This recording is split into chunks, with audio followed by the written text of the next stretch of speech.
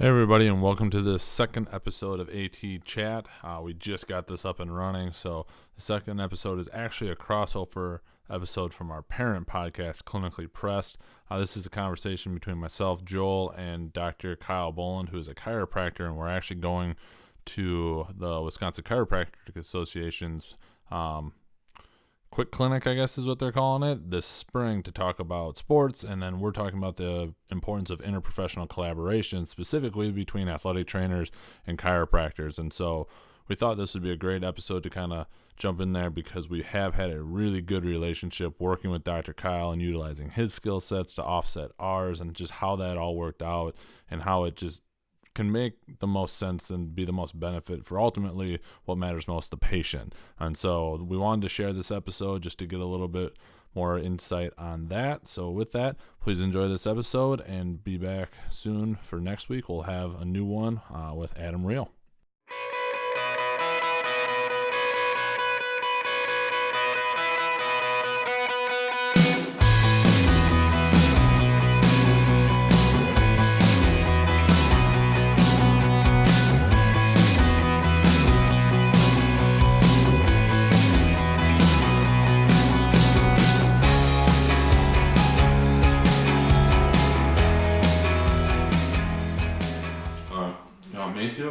I got it. You got it? All right. So Joel and Kyle here, and we're just going to talk a little bit about a seminar that we have coming up through the Wisconsin Chiropractic Association, WCA. We're going to be teaching a kind of a two-part course, I guess I would say. They're both going to be separate, but build on each other as well. So you could, take one or the other. Separate but related. Or both, yeah. All kind of tied in, related. And just want to give a little bit of a preview on what the background is on those, and hopefully just kind of go from there. So the first course is just kind of like integrating athletic training, performance, and chiropractic practices, and just we're going to get into a little bit and into those topics and how we have worked together and kind of combined our backgrounds into like the best setting for the patient. And I think it's worked well, and hopefully we can provide some information that's useful for others. And then the second part on Sunday is going to be again just combining disciplines in treatment and performance, and in that one we kind of hope to get into a little bit more depth on the application side of things. And I think Joel brings some really nice background, not only in athletic training, but also the sports performance side of things with running the SPC at UWL. So, yeah, I don't know. What do you think? I'm looking forward to it. Yeah, it should be good. I think we got to thank Jeff Sargent on throwing us this opportunity. He thought it would be unique because this is a sports-focused convention, I guess, is what they're trying to do with it, but kind of the uniqueness of having an athletic trainer and a chiropractor working together directly in the care of people, which I don't know, my world is not all that unique. I don't know how you've seen it at other places with reaching out with it, but anyway, just kind of starting with it and how it got started, and I think that was kind of an interesting story about Yeah, definitely. I think it's always interesting, and we'll get into more detail and probably examples in the convention as we get into this, but it's the who you know, not what you know kind of thing, because it's not like we actively were looking and reaching out to people within the region, and you just happened to run into a buddy of ours, Kevin Schultz. Yeah. I believe it was Glow. Yeah. At the time, with some massage soft tissue thing with your massage therapist that still works at Cooley Health, and correct. Somehow paths got crossed, and met Kevin through Holly, who's a massage therapist. They kind of had like a panel at that time when Globe was still there, and they'd bring in different practitioners just to kind of get input on their program to make it better, which was really cool. And I got to meet Kevin through that, and he kind of, I think, reached out to Holly to get me in touch with you guys, and just came down and met. And I agree with you with like the who you know, but then to some degree you kind of have to have a what you know as well, because if I would have come For down sure. here and it just scared you guys away, or like, what is this guy talking about, I don't think that you probably would have had me come back at all. So yeah, I think,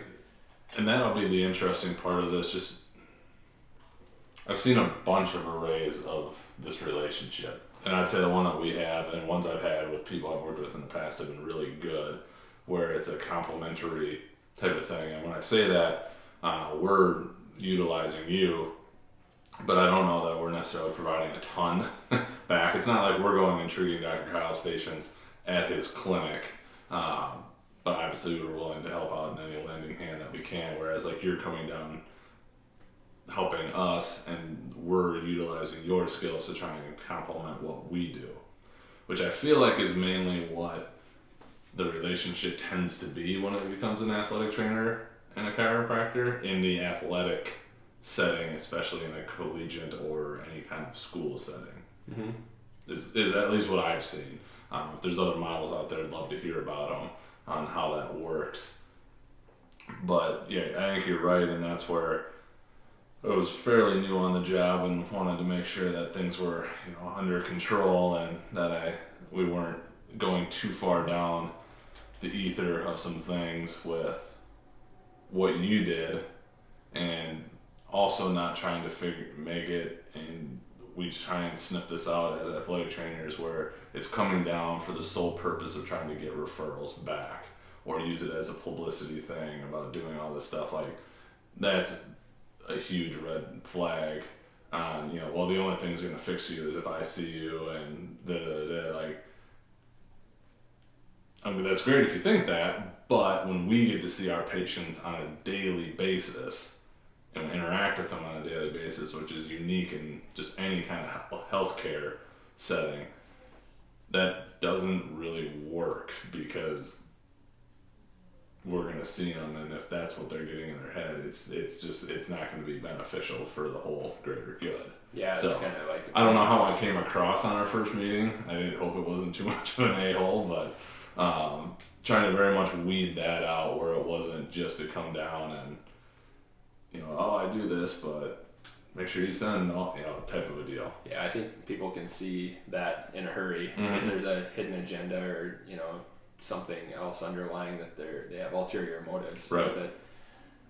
So yeah, I don't know. I think you had a lot of questions just regarding on my background and treatment techniques and kind of the way that I would approach care, which I think I didn't take it negatively. I thought it was all good questions to ask, and I would have wanted to know the same thing. So I don't know. I think it was just good to be open, both on your end and my end, because obviously if it's not going to be a good fit, that's eventually going to come about regardless, whether it's now or a year down the road, right. where you just realize that it's just not going to work out. So I think it's just good to be open on the front end, and this is what we're looking for. This is what I can bring, or I thought that, and I'm going to say this with a big asterisk by it, like, it's not bad to have someone that comes down and just wants to adjust. Like, that can be very beneficial. It's worked for us on another end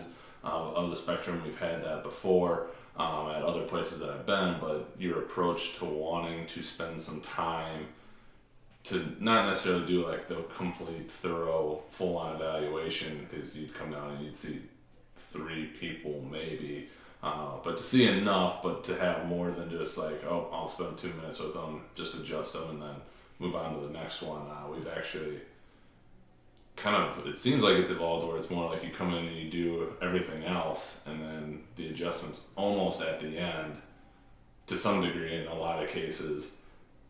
And you even ask, it's like if they want to be or not, because that's not even what we're targeting when we have them see you, which I think is unique, but has been very beneficial for what we've been trying to do with some specific cases, mainly around back pain or even hip pain, and actually for the amount of work we've done with shoulders and getting those engaged with you as well. Mm-hmm. It's just one other tool to bring to the table, and sometimes an adjustment's all that a person needs, and you can't discount the power of the adjustment if that's what is truly needed, but a lot of times there's obviously other components to the body, and if it's been more of a chronic type of an issue or overuse, maybe you kind of need to do some rehab where you're retraining things. And I think that's where we've focused a lot more with the athletes and seen pretty positive outcomes for the most part. I agree. Just addressing those sides of things too. It's nice to spend a little bit of time with the patient, and I think my treatment has changed from when I first started down there to where it is now. Same with mine. Yeah, trending down absolutely. and seeing some different things, and I probably never would have heard of DNS. It wouldn't have crossed my wheelhouse, most likely, had we not connected. So that's been good, and that's led to a bunch of other significant and really good things, just with connections to continuing ed suppliers. We'll just leave it at that. Yeah. I mean, even like when I was down there, I think initially I would try to almost like fix everybody right now. And I knew that wasn't going to be an option all the time, but I think I'd put more of an emphasis on it then, whereas now just kind of getting into the flow of like, okay, this is where they're at in their season. Okay, what's the greater goal? Yep. And I think we've gotten better at working together with Absolutely. Okay, this is what I'll do, but maybe here's some things that the athletic trainers can do along the line, rather than trying to get everything done all at once. So that's been kind of cool to. Right, and we've talked about this, and we'll get into more depth, obviously, during the convention on it, as we will have 4 hours to talk, not 30 minutes, but certain cases, it's now, I think this is what you need, whether it's a knee adjustment or to start off on some of the DNS principles, whether it just be the breathing or the breathing and turning into all the different progressions to kind of work with stuff. And while, yes, I've gone to the courses with you and you've come down and done some in-services for our staff and whatnot, you do it all day, every day that you're in practicing as kind of your base. Don't let me speak for you too much, but from what I can understand, kind of your base level, this is where I kind of start, and then we see what we need to do from there.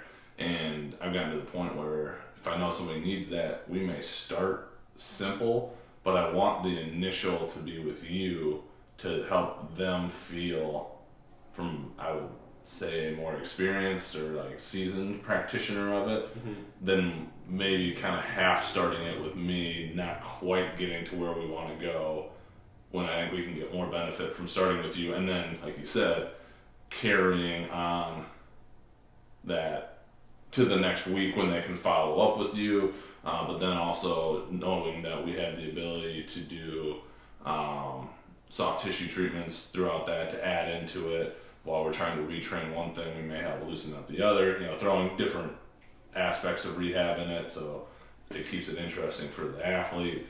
That has been where we've seen the greatest benefit of it. And then also just talking about what we modify in practice or lifting or anything like that, which, taking your recommendations in it plus our working knowledge of what they're actually doing to then tie that into a whole big patient care picture. Yeah, I think a lot of times they don't even realize how nice they have it really to have the two sides, the expertise. Another aspect of that, like you said, the talking through things and the understanding, I think that's been huge, just to be able to we speed up your history because we can give it to you. Yeah, you do. I mean, just here's what we've ruled out, kind of a deal. You get the patient's feedback, the athlete's feedback, but also it's nice to talk to you guys ahead of time because you get the history from you and kind of your spin on it, like, well, this is really kind of what's been going on. It's nice to see that side. But then being able to really explain things to the athlete too, I think helps their understanding of what's going on and maybe why it's important to do said exercises, or I don't know, that's been helpful. Yeah, and we're talking about the more of the benefits of what I can bring to the table, but on my side, it's for the chiropractors out there, and I think that's why it's going to be great for these presentations for chiropractors to see the benefits that it provides when what you can bring to the table, you know, whether it's you or different athletic trainer, just the expertise that you have with, you know, those on the field injuries, like especially, you know, some of those acute things, or even if it's the chronic things, like you guys are in it all day, every day. Also, just maybe in a different world a little bit, but how have these chronic conditions played out throughout the season for, you know, say a cross-country runner or this football player? Because I don't know, each individual sport's different with the demands that those sports bring. And, you know, you got wrestling where anything can happen, you know, and it's just so random, as opposed to, like we mentioned, cross-country, where it's a lot more, you know what's going to happen. It's just the consistency. So the chronic repetitiveness of it.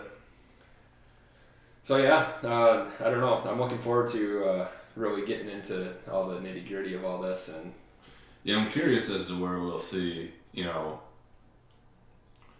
I've only had, in my experience, you know, like having the questions about trying to get into the mix. Of course, I went to was really interesting in that I was taking it with a lot of chiropractic students. And then I was the only athletic trainer that everybody was being taught by a chiropractor, but who has spent some time working in higher level athletics professionally and whatnot. And, you know, we actually got into this conversation about how does that even start, you know, and he was very much cautioning these younger students is don't walk into the door thumping your chest, you know, I am freshly graduated doctor of chiropractic, get out of my way, I'm going to fix everybody type of thing, which we would say the same thing about ATs is don't go out into that meeting thinking you don't need help, because it's just too big for everybody to know how to do it and do it properly. And the insights and the different angles that it comes from, it's kind of what he was preaching, especially in the athletics setting. Our profession as athletic training kind of has a stranglehold on that, whether it's good, bad, or otherwise. There's some differing opinions out there I was listening to just this past weekend, but everybody going in with an open mind with that idea of the collaboration, I think, is what's the main key. And it'll be interesting to hear if there's been barriers to that and what those are that people have experienced. Yeah, I totally agree, because always you're going to have, like you said, you can't do it all by yourself. Well, how can you utilize the skills that you have and the skills of, you know, the other side, whether it's ATC or Chiro, put those things together and it's going to be that much better. Yeah, I think whenever I talk about it, the interprofessional thing, not just between ATCs and DCs, but just the whole bit, is that, you know, everybody's got to check their ego at the door. Because if you don't, somebody's going to get offended. Somebody's going to feel like you're coming in.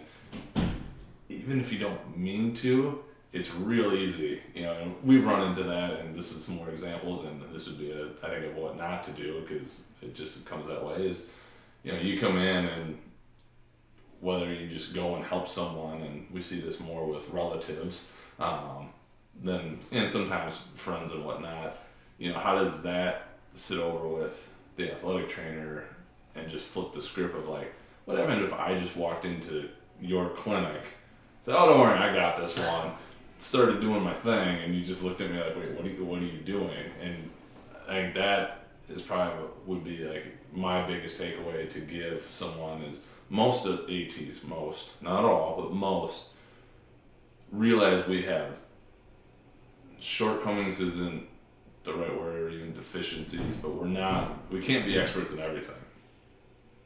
And I think that is the biggest part of that, is we're open to that as long as it's a work with, not work for type of a relationship. Sure. And that's the huge one when you're trying to get your foot in the door, you know, bringing things to the table, which we've seen and just seen that expand, because it's been 4 years so now, and we're now to the point where, yes, you're seeing people on a weekly basis, but we're taking some of the things that you believe in and truly, you know, use on a daily basis, and now we're trying to figure out how to show it and utilize it on a bigger scale. Now we're moving beyond just the individual patient, which I would say a high majority get the benefit of it. Some of them will say, "Oh, the breathing, yeah, that's," and you can't win everybody. I think everybody has experienced that. But now taking it, and we've got strength coaches interested in it, and coaches interested in it, and some, if not a decent amount of athletes that are like, that could actually make a difference. And it's not all just, well, I got to come in and adjust you or work hands-on with you to make this happen. It's the actual teaching of a principle. Yeah, absolutely. I mean, we went over that with that was a lot. Sorry. No, it was good. I mean, I totally agree. Like you said, it's on a much larger scale, mm-hmm. and I would argue it's almost more on a preventative side there as well. If you can implement some of these things on a prehab basis, or if you don't want to spin it that way to the athletes, but this is part of your workout, or this is part of your warm-up, or part of the practice, or whatever. I think it is really good, and it benefits everybody. So it's cool to kind of see the broader application of it. Mm-hmm. It's exciting. It's fun. It's cool when they're just this week with the track and field coaches and the athletes too. That was an awesome group, and just to see them really diving into it, and did you have them actually demonstrate? Yeah, we did. Yeah. Okay. We had them. Oh, it was a bigger group than I thought it would be, so I was expecting a smaller group where we could kind of just break up in a small group. So a larger scale, we kind of just improvised on the fly, but it was really good. We haven't had them do some things with their shoes off, just kind of starting with the ground up with their feet. Okay. And I think it's nice when you can show somebody how important something is, and then show them that they kind of suck at it. Well, then they can feel it, right? Then they can feel it. Yeah, that's huge. That's everything. And then, okay, now let's fix that. And then I think kind of the light bulbs go off, and that's really where it gets fun. And then they want to try it and implement it. And it's all been good. So I'm excited. With the course, we kind of talked about painting that overall picture initially, and I think maybe you're obviously at a university setting, and you've got a background working at some pretty large D1 places. You're at a D3 now, but you've got kind of experience across the board. I don't know what your experience is with the high school athletic training world.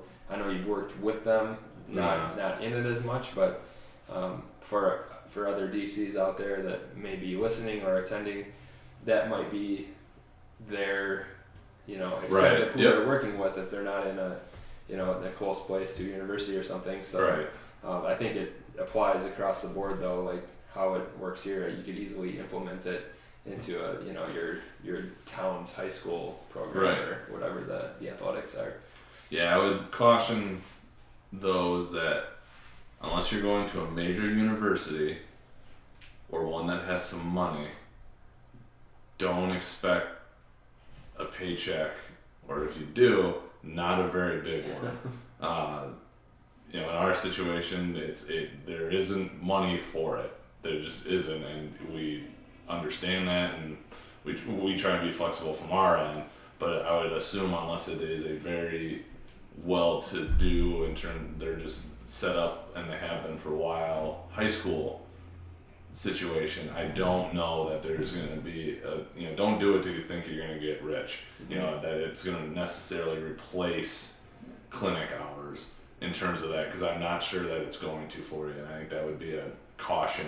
But even with that, trying to find times, and I won't speak for you, but that aren't overly busy in clinic, that makes sense to come down, and trust me, with as much as we can, if there needs to be a referral, we do what we can to reciprocate things and do all the different stuff there. But it might not bring a paycheck, and just to keep that in mind. But I think you're kind of saying the approach of, hey, I really want to help, here's a skill set I can offer, do you think there's something that can fit here that makes sense, let's chat about it, I think is the way to go. And then again, kind of knowing roles to a degree, if an athletic trainer is covering an event, they expect to be the initial medical provider to it. It is not the most fun thing in the world where we go out to attend to something and somebody else happens to be there that isn't directly involved with said event. Like,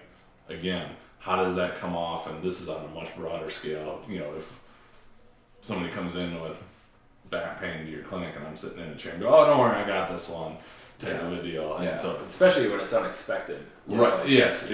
Yeah, definitely. And if you make things worse, that is a quick way to not, for anybody, that's just a quick way to do it. But yeah. Yeah. Those would be things that you just keep in mind, that it's there's ways to make it beneficial, but yeah, pay in t-shirts and thanks. But I mean, that makes a great point.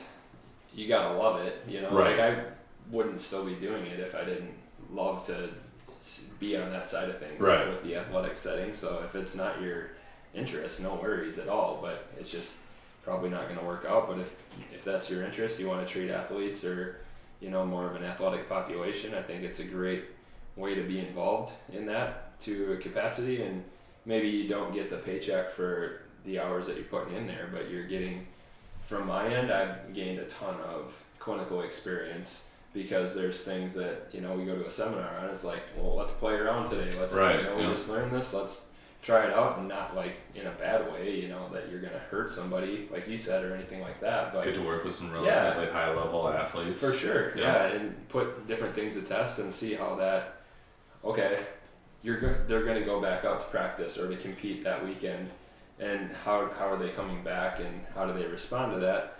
And so then you can apply that to the athletes that come into, you know, your clinic. You know, like, you're going to be, I'm much more confident when I get a, you know, a high school athlete or just a different patient that's maybe a CrossFitter or just someone that's a higher level athlete. You've got all this experience in your back pocket that you've, you know, been able to kind of tweak along the way. And I think it also, from a marketing side of things, like, people know that I come down and treat the athletes, so they're going to be much more likely, I think, to come here, trusting that, you know, that's something that I see on a more frequent basis than maybe just the other person on the corner or whatever. And I think there's just unseen benefits than just a paycheck for sure as well. So although the t-shirts are nice, we try and keep you outfitted. Just trying to get your closet to look. I joke that half of my wardrobe now is EWL yep, stuff. We're doing our job then. It's all good. Yeah, and then for the second day, we kind of talked about getting into a little bit more practical applications, and I'm really excited for that aspect as well. Like I said, you've got a ton of clinical experience, which is fun, and the sports performance side is very unique to you. I don't think a lot of athletic trainers are going to kind of have the two hats that you wear, but I think that's a benefit that is going to be presented here, that, you know, it's kind of like three different worlds. You have the DC, the ATC, and then the sports performance side of thing, which is super interesting to me. Yeah, I always joke about that one when I talk to recruits, because I oversee both, and I joke that one part of my job is directly related to keeping you away from the other part of my job. Yeah. And that's one that we've really focused on the last couple of years, and will continue to try and expand, is on our performance side, the injury prevention. I know that can be a buzzword, but even if you don't say the prevention, the resiliency of it, by just making people better movers, better athletes, so they can adapt to the stresses that are getting put on them, and tying a lot of those things in terms of the movement and even some of the exercises, and continuing to see that evolve with some of the things that, you know, that we've implemented down in clinic with you, and then talking with the teams and whatnot, like you just mentioned, track.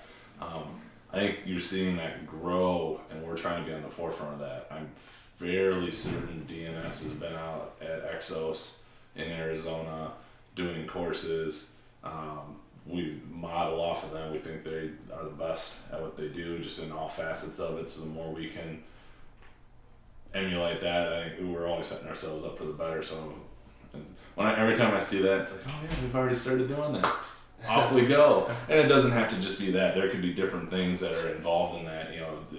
Obviously every chiropractor along with AT has their own unique expertise or niche or things that they found to work, and it doesn't have to be, we keep referring to it, but that's what we're going to kind of talk about quite a bit. It can be extremely beneficial. That can be the thing. And sports performance, to me is, again, not only training, but it's all the other things. We've been looking at ACL stuff recently for a couple other projects, and it keeps coming back that screening is all well and good, but it all comes back to just proper training is your prevention. Teaching people how to move and teach them how to do things correctly is what it takes, and that's the fun part about looking at sports performance, not just making them bigger and stronger. So you almost wish that a lot of universities had ATC running the sports performance. Just and if you want to make a difference in a high school, like both sides of things, and kids being better athletes, and every college AT and strength coach loving you, it doesn't take much, but if you can get in at that level, I think you can make kids significantly better athletes just by focusing on those simple things. You don't have to get crazy. It doesn't have to be bands and chains and fancy programs. You teach them how to move properly, cut, accelerate, change direction, and get sound basics of movement and then strength. That's powerful. That's some really powerful stuff. And you talked about, one aspect of the job keeps people away from the other aspect of the job. Well, something happens, they have to see on the ATC side of things, they're going to be getting back to the weight room and the sports performance side. So it's nice to be able to have that side of things, like, okay, you're going to be doing some rehab. Let's put it in. It's going right back. It fits perfectly. I found myself saying that more and more lately. Like, don't think of this as rehab. Think of this as kind of a workout. Like, we're past the little rehab, I'm stereotyping, but TheraBand exercises and basic stretches. We're past that. We gotta go, and like, you should sweat in rehab. Like, that's what you need to do to get to that next thing. I found myself saying that more and more lately, in that transition back to it. We just talked with Sean Gallagher, DC out in Pennsylvania, and he's doing a lot of that. He also alluded to that a lot as well. Like, I think people discount the power of a strength program or strength training in terms of moving well, and even as a rehab. For sure. Yeah, so cool. I think that pretty much sums it up and kind of talks on the topics and hit on some of the things that we're going to talk about, but also gives a little something for everybody to take away. So I think to wrap it up, the convention is in Wausau on the 23rd and 24th of February. We'll be talking in the afternoon on Saturday, in the morning on Sunday. I believe it starts on Saturday. I think so. Saturday morning. So if you're going to that, check out Wisconsin Chiropractic Association's website for registration and all the details. That'd probably be the best place, so we don't screw something up on that. But we look forward. Get that linked up, and I'm sure they'll be sending it out and information as well. Yeah, definitely looking forward to it. Yeah, I'm looking forward to A, spreading the information, but B, just getting the feedback. I hope that it's like live in the moment thing. I hope we can make it interactive. I prefer that way. I think that lends to getting more out of it for the people listening than just yakking at you and hoping that something is taking hold. So that'll be fun. For sure. So being an athletic trainer in a room full of chiropractors. But you won't get eaten alive. No, I'm all right. Yeah, looking forward to it. So if you're thinking about it, definitely look into it a little bit more. If you have questions ahead of time, let us know. We'd be happy to answer them. Yeah, absolutely. And if you do plan to go, please bring your questions and anything else too, because like Joel mentioned, interaction is good, and make it applicable. Awesome. Sweet. All right. See you there. Did you want to do just a little promo video? Because now